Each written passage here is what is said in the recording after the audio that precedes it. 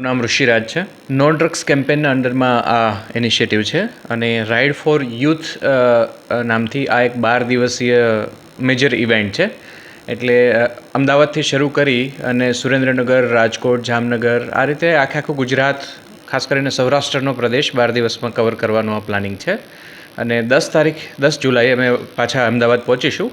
આ કાર્યક્રમ એ રીતે ડિઝાઇન થયેલો છે કે અમારી ટીમની અંદર 7 અલગ અલગ સબ ટીમ છે અને દરેક ટીમ જે છે એક દિવસમાં 4 થી 5 કેમ્પસમાં જઈ અને ડ્રગ્સ જાગૃતિ માટેના કાર્યક્રમ કરે છે.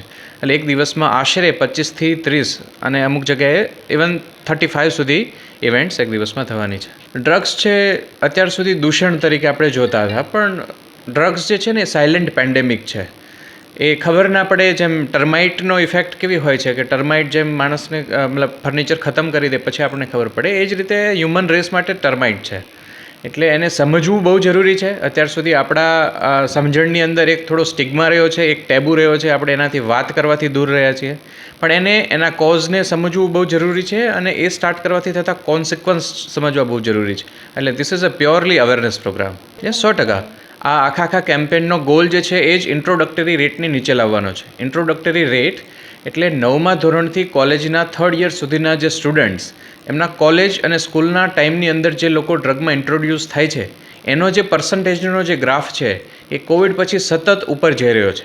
એને નીચે લાવવાનો આ પ્રયત્ન છે અને એના સફળ પરિણામો મળી રહ્યા છે. વાલીઓ અને શિક્ષકો એમનો જે કોર્ડિયલ રોલ છે એ ખૂબ જ અગત્યનો છે, કારણ કે એ બે લોકો છે કે જે દરેક બાળકની અંદર થતા જે સ્વભાવગત ફેરફારો છે એને બહુ જ ઇનિશિયલ ફેઝની અંદર સમજી શકે છે.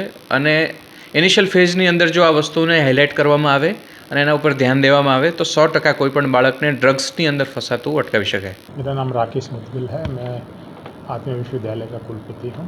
हमारे पास अभी 400 के करीब बच्चे शामिल होंगे और इस कार्यक्रम का आयोजन मुख्यतः इंजीनियरिंग के स्टूडेंट्स के लिए किया गया है, क्योंकि उसकी रीच भी ज़्यादा रहती है और उनका प्रभाव भी ज़्यादा रहता है. तो वो समाज में इस विषय को लेके जाएँ कि कितनी आवश्यकता है, कितनी जागरूकता इसमें और कितनी अपनाने की आवश्यकता है. तो उस संदेश को पूरे समाज में लेके जाने का प्रयास रहेगा बच्चों के माध्यम से.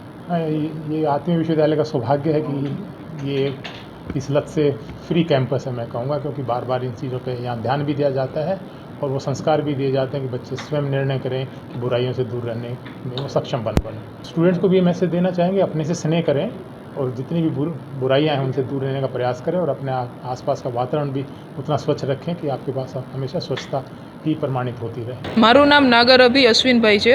હું આત્મીય યુનિવર્સિટીમાં ભણું છું. હું BTech computer science engineering 3rd સેમમાંથી બોલું છું. આજે અમારા આત્મીય યુનિવર્સિટીમાં એક ડ્રગ્સ માટેનો એક કાર્યક્રમ યોજવામાં આવ્યો છે. અત્યારની ઉંમરના નાના ટીનેજર્સને એ બધા બહુ ડ્રગ્સ કરતા હોય છે, કોલેજના છોકરાઓની. તો એને સમજાવવા માટે અહીંયા પધાર્યા છે પોલીસની ટીમ અને NGO અમદાવાદથી આવ્યા છે, જે અહીંયા બધાને ગાઈડ કરે છે ડ્રગ્સ ન લેવાય.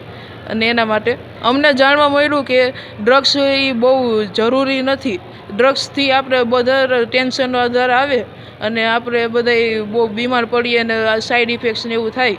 જેમ કે આપણે ભણતા હોય તો ભણવામાં આપણને વાંધો આવે અને એવી બધી પ્રોબ્લેમ્સ થાય છે. અમને જાણવામાં આવ્યું કે ડ્રગ્સનું એડિક્શન કેવી રીતે થાય છે અને તેને કેવી રીતે બંધ કરાય, એટલે રોકી શકાય. અને હું તો નથી લેતો, કે અમારા ભાઈબંધ દોસ્તારમાં કોઈ નથી લેતું. જો કોઈ લેતું હોય છે મારા સગાવાળામાં એમ કોઈ, તો હું એને ધ્યાન આપીશ અને એને ગાઈડ કરીશ કે ડ્રગ્સ ન લેવા જોઈએ, જે સેહત માટે બહુ નુકસાનકારક છે. સાંજ સમાચાર ફેસબુક પેજને લાઇક કરો, વિડીયો શેર કરો અને વધુ વિગતવાર સમાચાર માટે sanssamachar.net વિઝિટ કરો.